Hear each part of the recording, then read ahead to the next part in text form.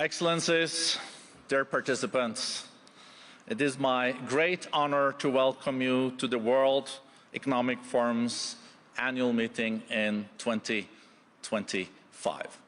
It's our 55th annual meeting.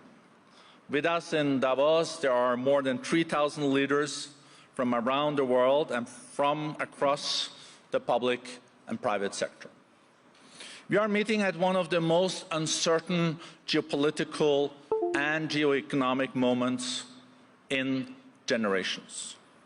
Today, we are at an inflection point.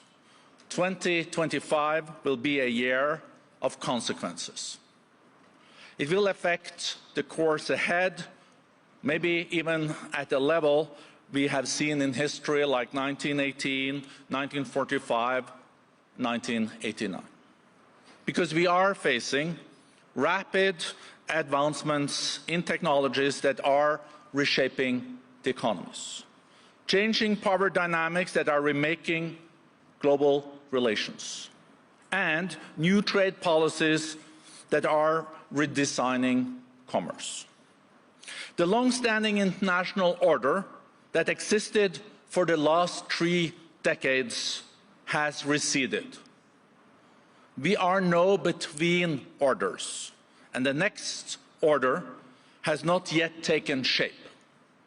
At this critical moment, we must ensure that the jungle of geopolitics do not grow back. Force cannot replace discourse. Non-cooperation cannot become the new normal. Because we just came out of the hottest year on record.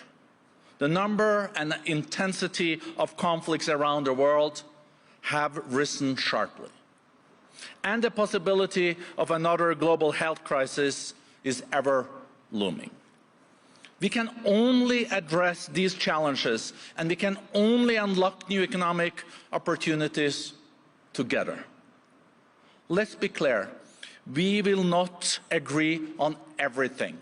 But we need to find new and more effective ways to work together, even in the face of disagreements. It's the only way to make progress. This will be the focus of this important week, developing pathways for greater cooperation at a complex moment for the world. I'm confident we can do it together. Now it is my pleasure to introduce founder and chairman of the World Economic Forum, Professor Claus Schwab. Thank you, and again, welcome.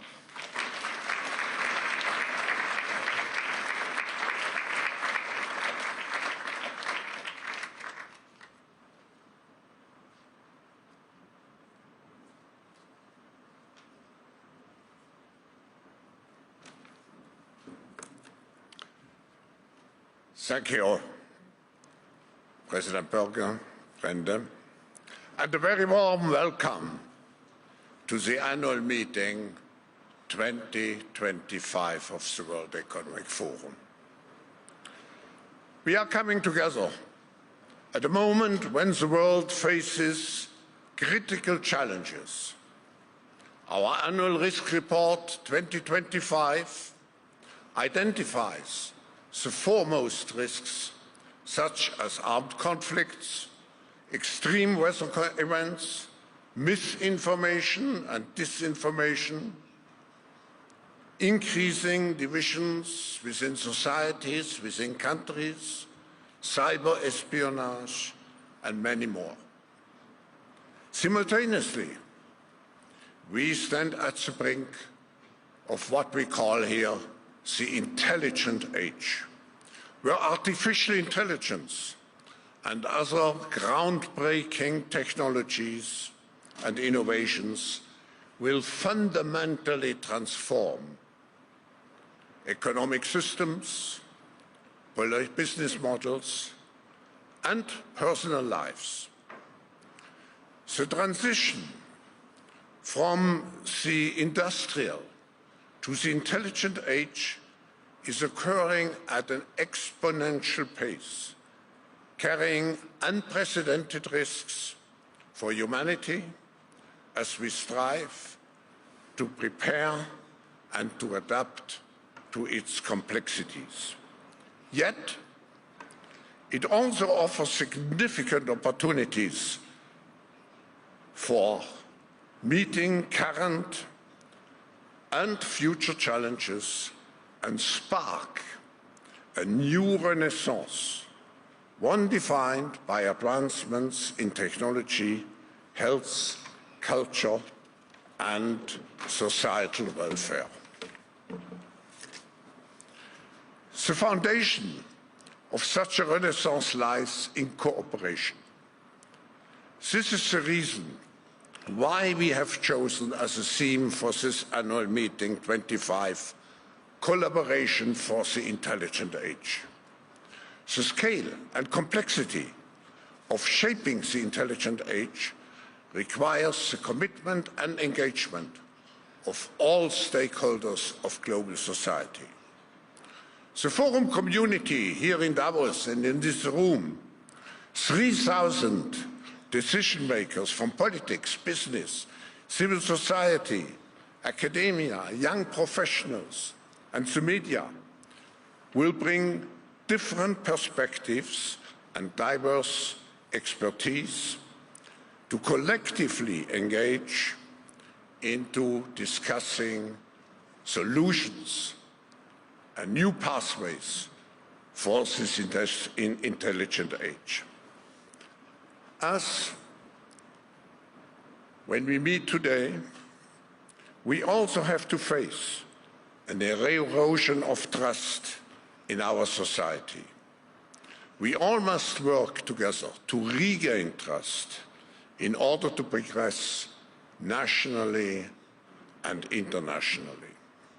This can only be achieved if we genuinely address the existential fears of so many, the fears of marginalized, the fears of those who are afraid of accelerating environmental degradation, and the fears of those who worry about being left out in the transition to the intelligent age.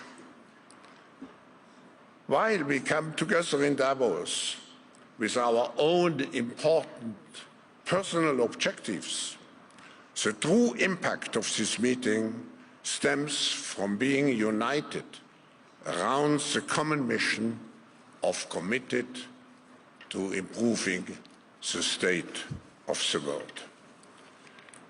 That reason, that mission, has guided the Forum since its foundation 54 years ago, and is the ultimate purpose, particularly in a world which is in search of a new balance between global needs and national interests. The heart of my opening message is captured in a motto which I propose to guide our work in the coming days: constructive optimism. Throughout history, humanity has been driven by the aspiration to create and to care for a better future for ourselves and for the next generations. If this narrative of care for the next generation fails, we risk depending into self-serving and short-sighted behaviors that undermine collective progress and lead to profound societal and political shifts. To counter the erosion of hope and confidence in our future, we must go beyond reacting just to crisis. We must focus proactively, shaping the future in strategic, innovative, and constructive ways, despite the intense, short-term pressures and problems which we all feel. It is not cynicism or negativism which brings us forward, but practical steps to address the real-world challenges, what we want to do here during this meeting. Since creating the World Economic Forum more than half a century ago, I have devoted my life to bring the world together in the hope of building a better future through open dialogue and action-oriented collaboration. Serious crises and inevitable setbacks and conflicts, the fact remains that a large majority of global population lives today in better condition than in 1971, even though our fragile planet now supports twice as many people. There is progress, and this fuels, hopefully, all our optimism. The precondition for this positive thinking is that we are guided by a clear mission and develop the resilience to withstand the increased uncertainty, complexity, and also adversity which characterizes a fragmented and polarizing world. The future does not just unfold. The future is shaped by us, and particularly shaped by us here in this room. By embracing constructive optimism and believing in our collective capacity and commitment to improve the state of the world, we can shape the intelligent age, as an era where every human being can realize its full potential. It's now my great pleasure to introduce the President of the Swiss Confederation and head of the department, the Federal Department of Finance, Madam Karin Keller-Sutter. Madam President, I want to use this opportunity also to thank you, to thank the Swiss federal government, but also the cantonal authorities and the community of Davos and Klosters to make it possible to turn this small mountain town into a real global village. And I want to include particularly in my thanks the population of Davos and Klosters for the great hospitality which we all feel is exercised during those days. Madam President, the floor is yours.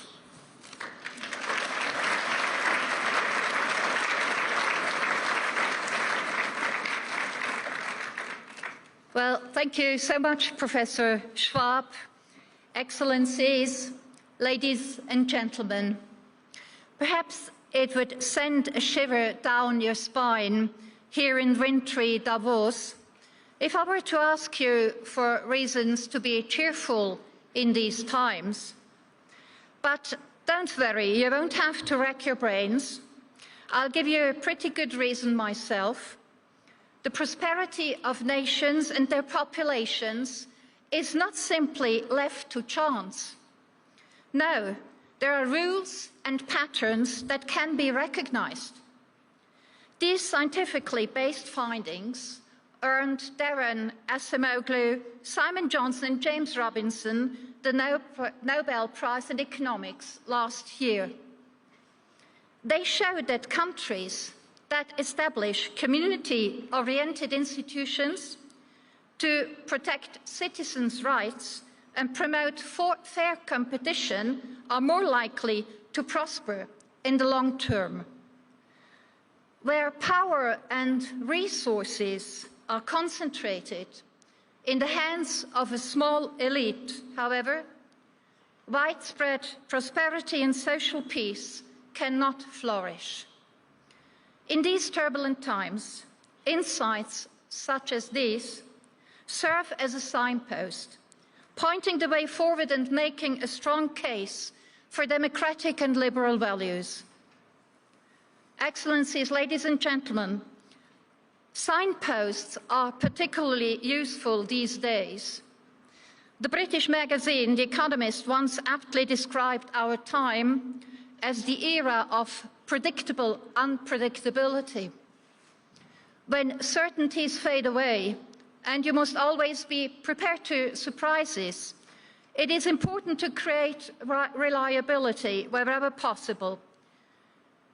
Responsibility lies primarily with governments. They must ensure that the right conditions are in place at both the national and international level. Let me start, also in the spirit of the Nobel laureates I mentioned, with the general conditions that a country must primarily create on its own. After all, the international community also benefits from the domestic strength and thus the prosperity and stability of individual states. It can ultimately only be as strong as the sum of its members. Firstly, I would like to mention the institutional dimension. Only a state with stable institutions can create a sound environment where everyone can freely develop their potential. And a state must protect this freedom with rules. Within this secure framework, the economy and its businesses can generate prosperity. Secondly, competitiveness, both domestically and with the world. Without competition, there is no innovation, and without innovation, there is no progress. Think of climate change. It will be impossible to deal with it without technological progress. But in order for the best ideas to serve everyone, we need open production and good markets.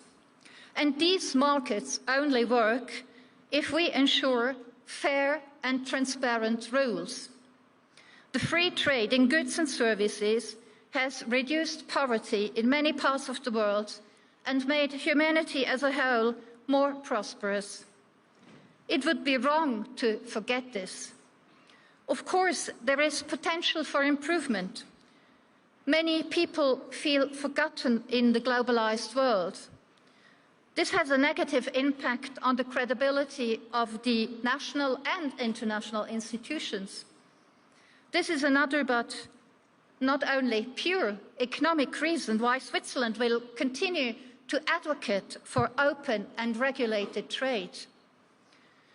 The third point I would like to mention is fiscal strength. The importance of healthy public finances is immeasurable, especially in unstable times. They make a state strong and resilient to crisis.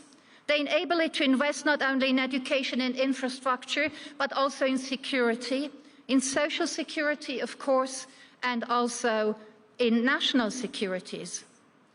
A state is only credible and sovereign if it has sufficient resources and if it can guarantee its core task of providing security. And at the same time, a state's ability to act is also the best defense against populist tendencies. As I said at the beginning, the concentration of power in the resources in hands of just a small elite can be an obstacle to widespread prosperity and social peace. The same also applies when politicians squander the working population's money without any discernible benefit, or if they borrow and spend at the expense of future generations. I'm sure I'm not the only one in this room who is concerned about the very high and rising debt levels in many countries.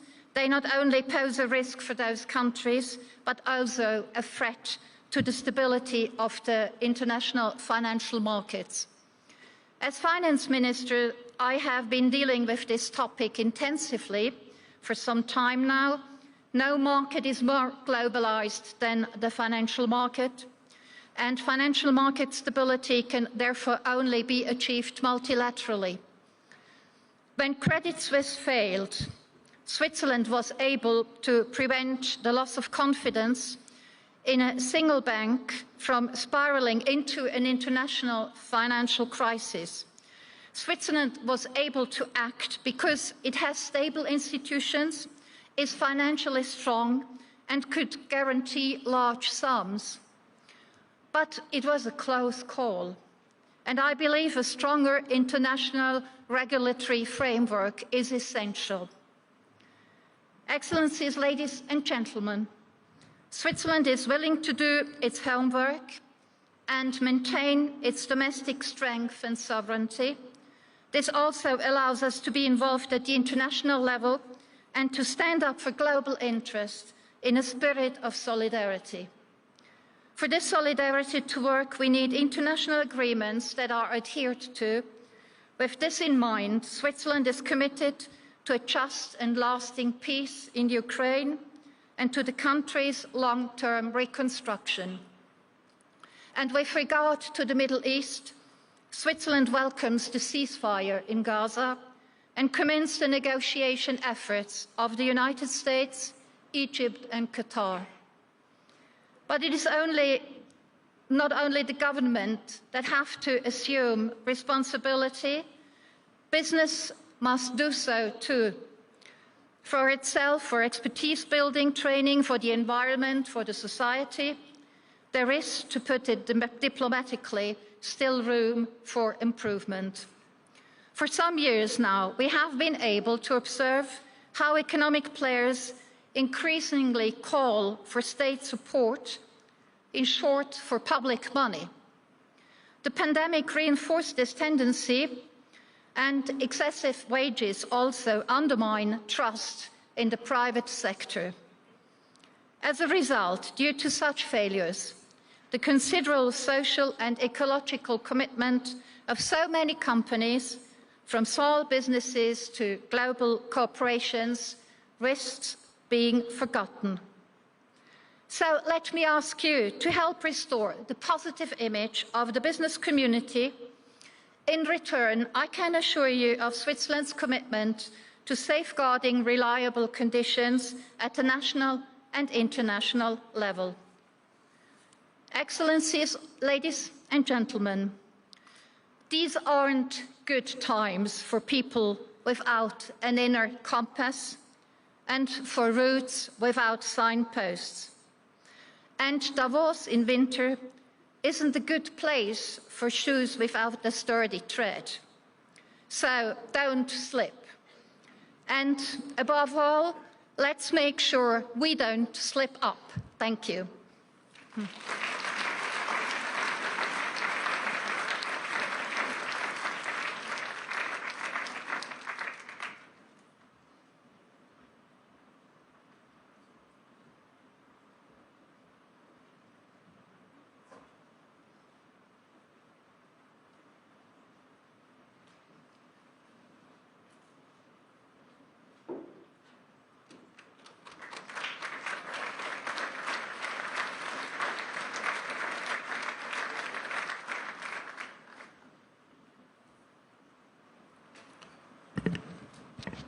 It's now my deep pleasure and honor to introduce the President of the European Commission, Ursula von der Leyen. Madam President, you have been a friend and a regular participant of our meetings since, I would say, quite some time. And I remember still very vividly when you joined us 5 years ago at the beginning of your first mandate. And nobody knew at that time what great challenges you would have to face. A pandemic, a war. But nevertheless, you were able to give Europe, in addition to managing those crises well, to give Europe new visions, a vision of digital Europe, the Green Deal, to mention only a few. And now you are standing at the beginning of your second mandate. And again, Europe is faced with tremendous challenges. I would say the next 5 years will be crucial. Either we come out as a very reinforced Europe which is still the second largest global economy. And if I look at population, I think we are number 3. I'm sure that under your leadership, Europe will be not marginalized. What could happen? But Europe will be strengthened during your second mandate. And for this reason, you can imagine how much we are looking forward to your speech. Welcome, Ursula.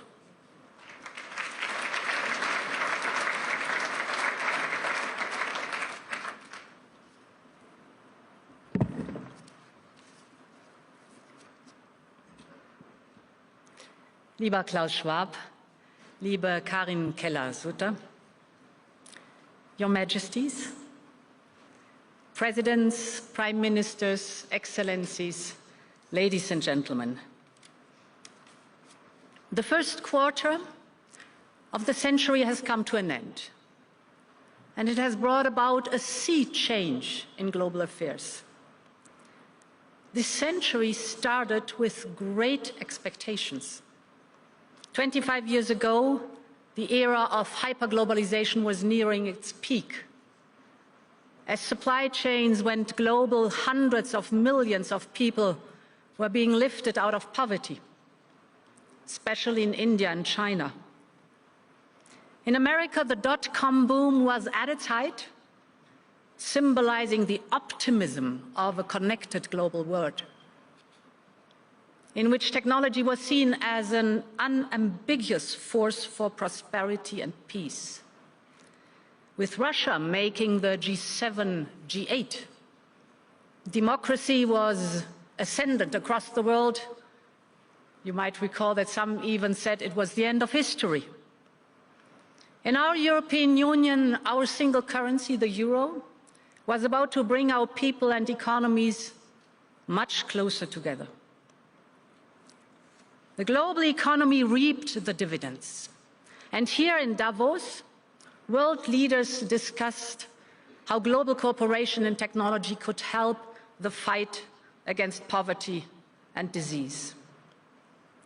It was the promise of a more integrated and cooperative world. 25 years on, has this promise been fulfilled? Well, the world today is still nearly as connected as ever, but it has also started fracturing along new lines. On the one hand, since the year 2000, the volume of global trade has doubled, although trade within regional blocs is now expanding faster than trade between them.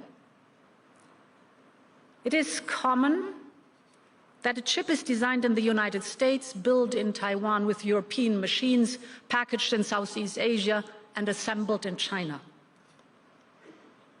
On the other hand, last year alone, global trade barriers have tripled in value.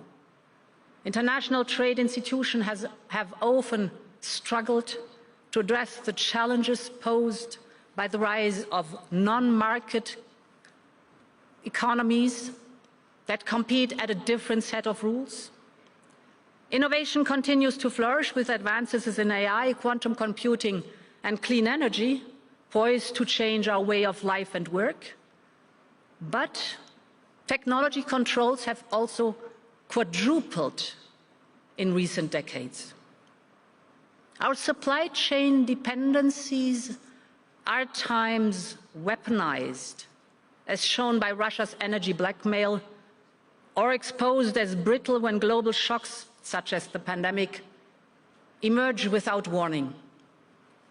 And the very interconnectors that bring us together, like undersea data cable, have become targets from the Baltic Sea to the Taiwan Strait. The cooperative world order we imagined 25 years ago has not turned into reality. Instead, we have entered a new era of harsh geostrategic competition. The world's major economies are vying for access to raw materials, new technologies, and global trade routes.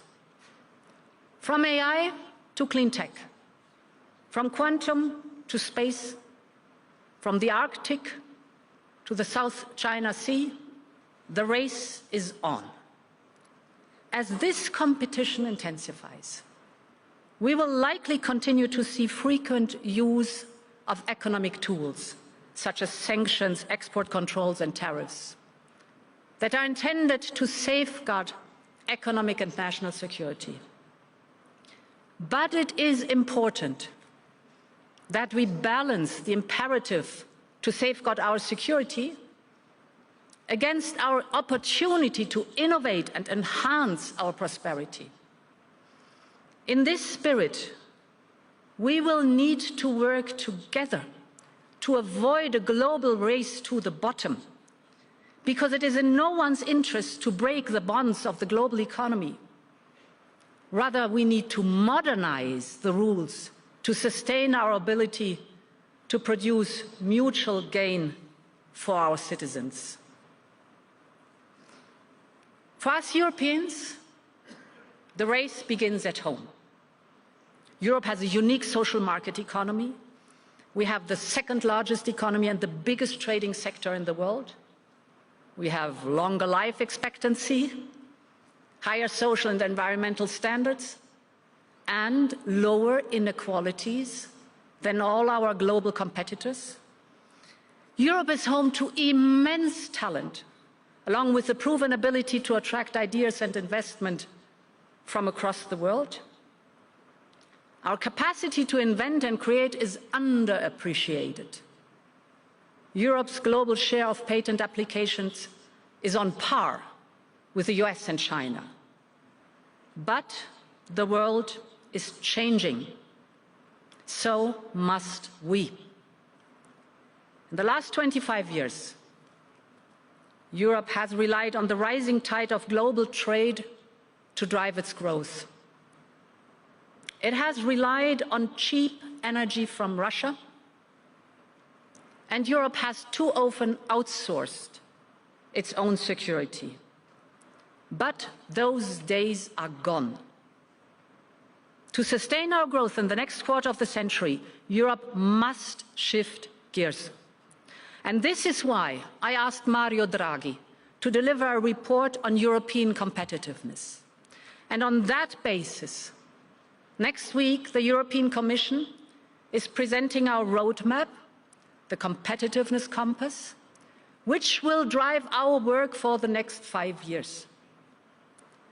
Focus will be increase productivity by closing the innovation gap, a joint plan for decarbonization and competitiveness, overcome skills and labor shortages, and cut red tape.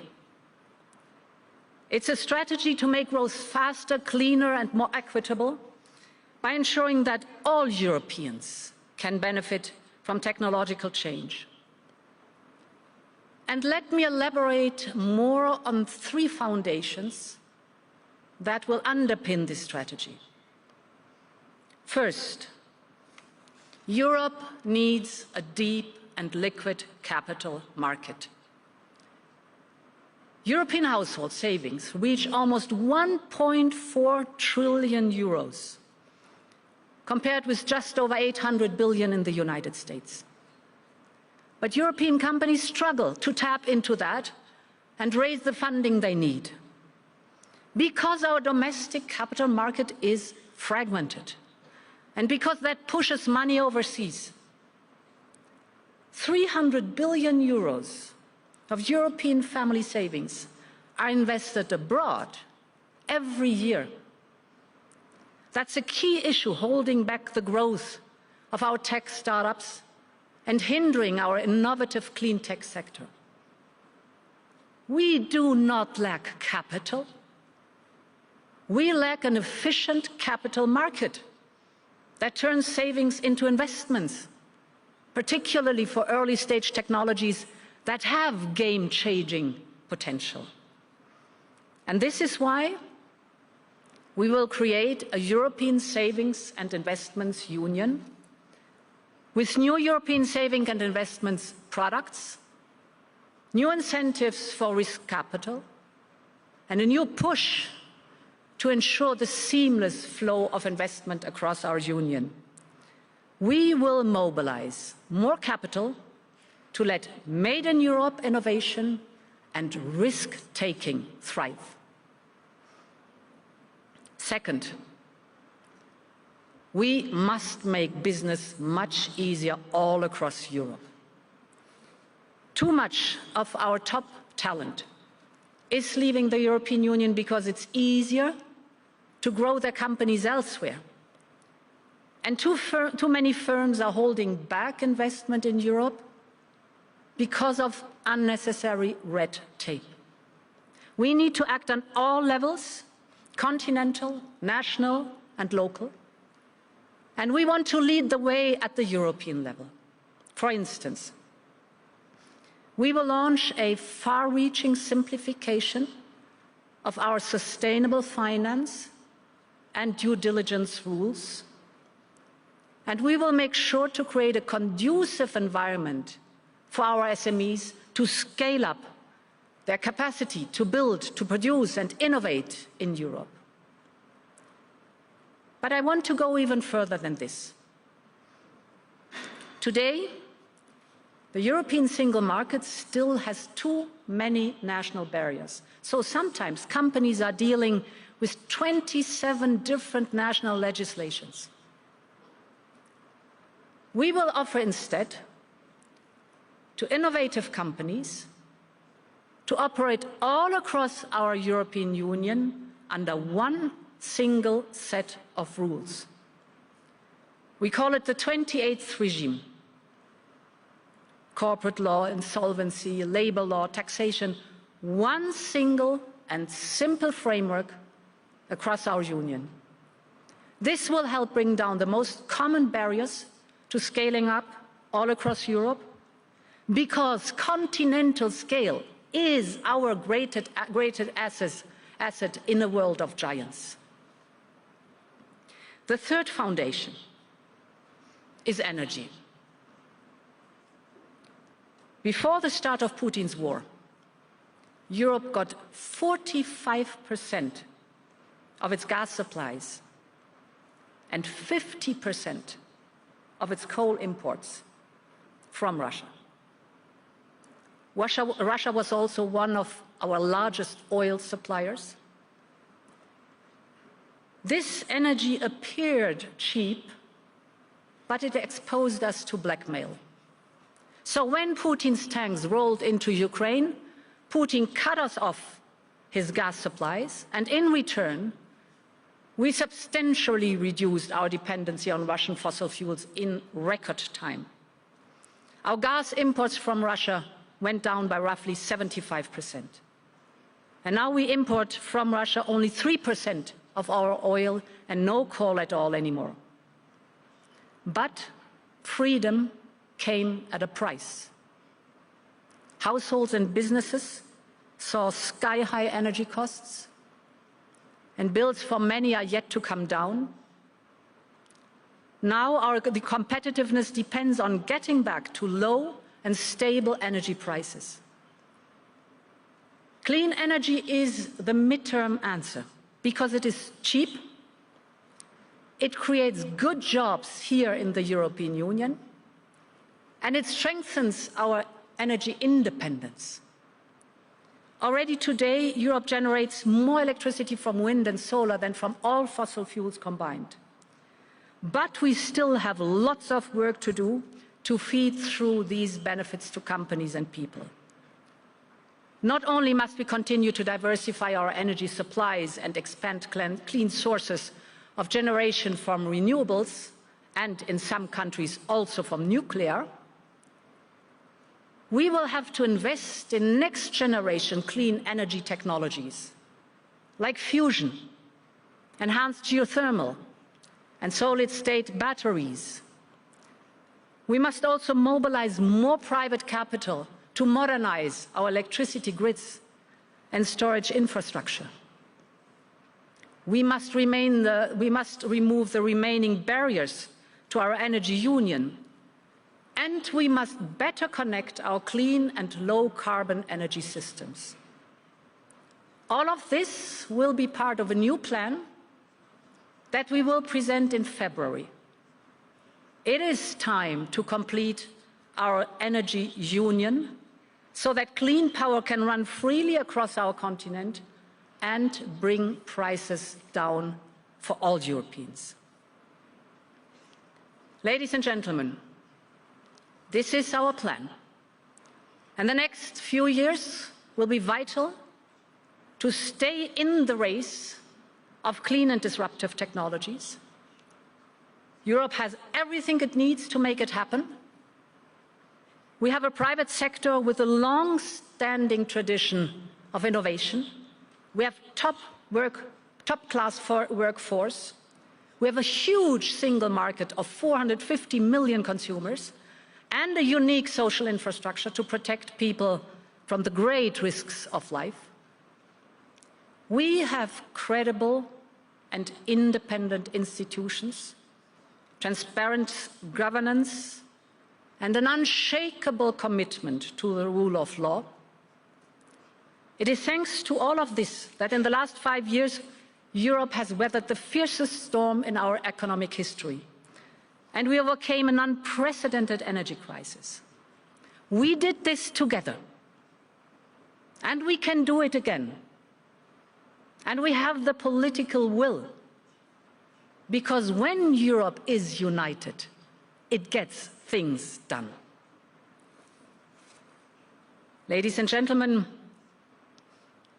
the coming years will be vital, well beyond Europe. All continents will have to speed up the transition towards net zero and deal with the growing burden of climate change. Its impact is impossible to ignore. Heat waves across Asia, floods from Brazil to Indonesia, from Africa to Europe, wildfires in Canada, Greece, and California, hurricanes in the US and the Caribbean. Climate change is still on top of the global agenda. From decarbonizing to nature-based solutions, from building a circular economy to developing nature credits. The Paris Agreement continues. So Europe will stay the course and keep working with all nations that want to protect nature and stop global warming. Likewise, all continents will have to grasp the opportunities of AI and manage its risks.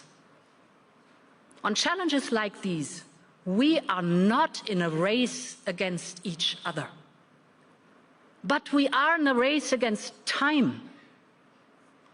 Even in a moment of harsh competition, we need to join forces.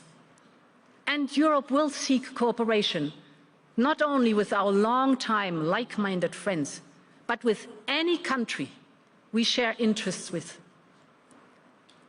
Our message to the world is simple. If there are mutual benefits in sight, we are ready to engage with you. If you want to upgrade your clean tech industries, if you want to upscale your digital infrastructure, Europe is open for business. And as great power competition intensifies, I see a growing appetite across the world to engage more closely with us. In the last 2 months, we concluded new partnerships with Switzerland, Mercosur, and Mexico. This means that 400 million Latin Americans will soon be engaged in a privileged partnership with 450 million Europeans. These deals were in the making for years, if not decades. So, why are they all happening today? It is not only because Europe is a large and attractive market, but because with Europe, what you see is what you get. We play by the rules. Our deals have no hidden strings attached. And while others are only interested in exporting and extracting, we want to see local industries flourish in our partner countries, because this is also in our interest. It is how we diversify our supply chains. And this is why Europe's offer is so attractive all across the world. From our neighbors in Africa who are working with us to develop local clean tech value chains and clean fuels, to the vast Asia-Pacific region. Hence, the first trip of my new Commission will be to India. Together with Prime Minister Modi, we want to upgrade the strategic partnership with the largest country and democracy in the world. I believe we should also strive for mutual benefits in our conversation with China. When China joined the WTO 25 years ago, the impact of rising Chinese exports were called the China shock. Today, some are talking about a second China shock because of state-sponsored overcapacity. Of course, we must respond to this. Defensive trade measures are being adopted across the world, including the Global South, as a response to Chinese market distortions. This is also why Europe has taken measures, for instance, on electric cars. At the same time, I have always stressed that we are ready to continue our discussions, and we will continue to de-risk our economy. Many believe, including in China, that it would be in China's long-term interest to manage more responsibly its economic imbalances. That's also our view. And I believe that we must engage constructively with China to find solutions in our mutual interest. 2025 marks 50 years of our union's diplomatic relations with China. I see it as an opportunity to engage and deepen our relationship with China, and where possible, even to expand our trade and investment ties. It is time to pursue a more balanced relationship with China in a spirit of fairness and reciprocity. This new engagement with countries across the world is not only an economic necessity, but it's a message to the world. It is Europe's response to rising global competition. We want more cooperation with all who are open for it. And this, of course, includes our closest partners. I think, of course, of the United States of America. No other economies in the world are as integrated as we are. European companies employ in the United States 3.5 million Americans. And another million American jobs depend directly on trade with Europe. Entire supply chains stretch on both sides of the Atlantic. For instance, an American airplane is built with control systems and carbon fibers from Europe.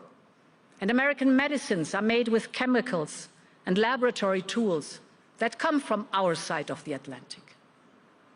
At the same time, Europe imports twice as many digital services from the United States as we do from the entire Asia Pacific. Of all American assets abroad, 2/3 are in Europe. And the US provides over 50% of our LNG. The trade volume between us is 1.5 trillion euros, representing 30% of global trade. A lot is at stake for both sides. So, our first priority will be to engage early, discuss common interests, and be ready to negotiate. We will be pragmatic, but we will always stand by our principles. We will protect our interests and uphold our values, because that is the European way. The rules of engagement between global powers are changing. We should not take anything for granted. And while some in Europe may not like this new reality, we are ready to deal with it. Our values do not change. But to defend these values in a changing world, we must change the way we act. We must look for new opportunities wherever they arise. This is the moment to engage beyond blocks and taboos. And Europe is ready for change. Thank you very much, and long live Europe.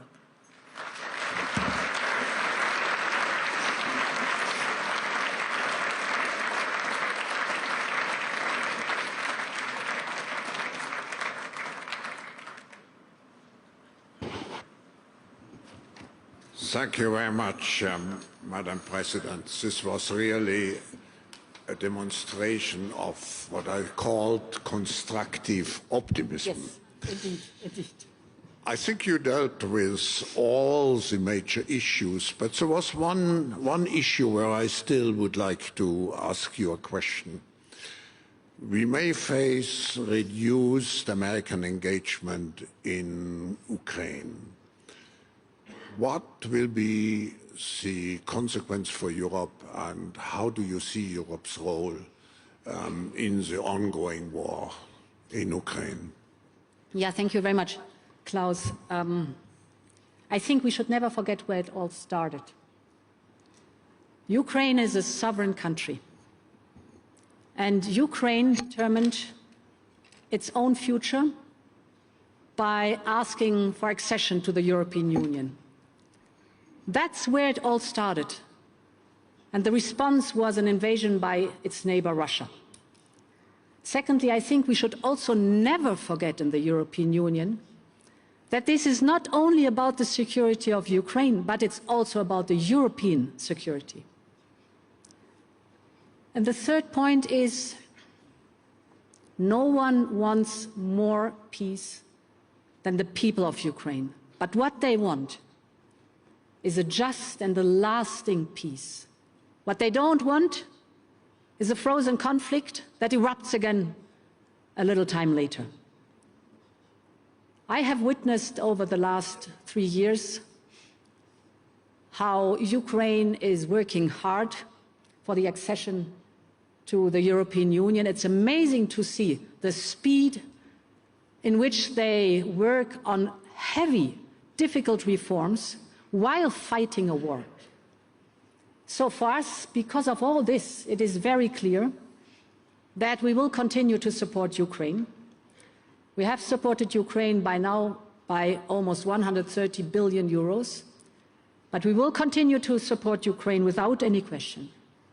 Whatever happens next, for us it's important that Ukraine stays an independent country, and that it is Ukraine that decides on its own territory. And therefore, Klaus, the sentence is still valid. We stand by Ukraine for as long as it takes. Thank you. That was a very clear message, and of course we will welcome President Zelensky during this meeting. And let me just say, Madam President, I think you provided us with a clear vision and perspective for Europe, even in a very difficult time. But we can look to the future of Europe with, I would repeat, with constructive and pragmatic optimism. Thank you for what you're doing, and we wish you, on behalf of all the audience, we wish you all the best for the mandate for the next 5 years to come.